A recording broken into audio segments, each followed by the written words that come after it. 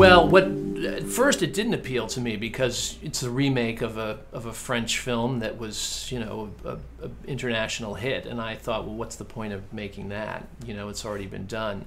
But what I liked about the draft that John Hartmere, who's the screenwriter, wrote, is that it really spoke to the divisions in the country now and at the time that I was reading it, divisions of race and wealth and all the rest of it. And it spoke to it in a way by addressing it, actually, and by the movie is about two people connecting across those divides of race and ability and wealth, and connecting and finding common ground through small acts of compassion and respect. One thing was obviously adapting it to the United States and to New York City in particular, and New York City has its own its own divides and its own particular situation with race and with money and all the rest of it. And so so the question was to be honest to that particular environment, and we also went back to the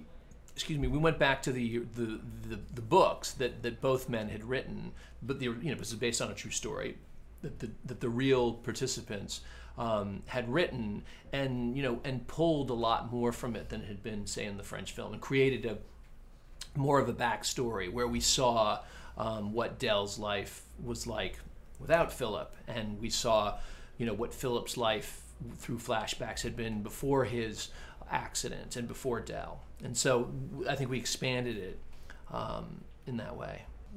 We were attracted to Kevin Hart, but we weren't sure that he could do it, whether he had, because it's not, the movie is funny, but it isn't a straight out comedy as some of the comedies that Kevin's been doing.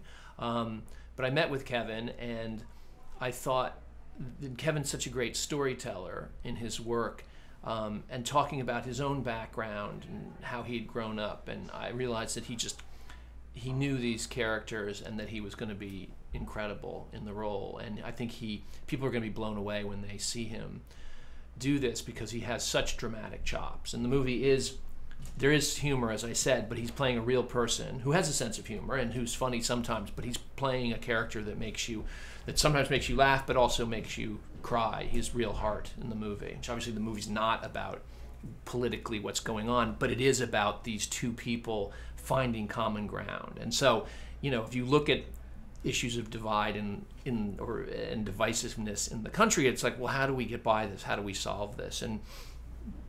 And you can ask that question, and then you can also try to present an answer. And this doesn't answer anything necessarily. However, it does present an example of two people who are from opposite sides of the world, if you will, who are finding common ground.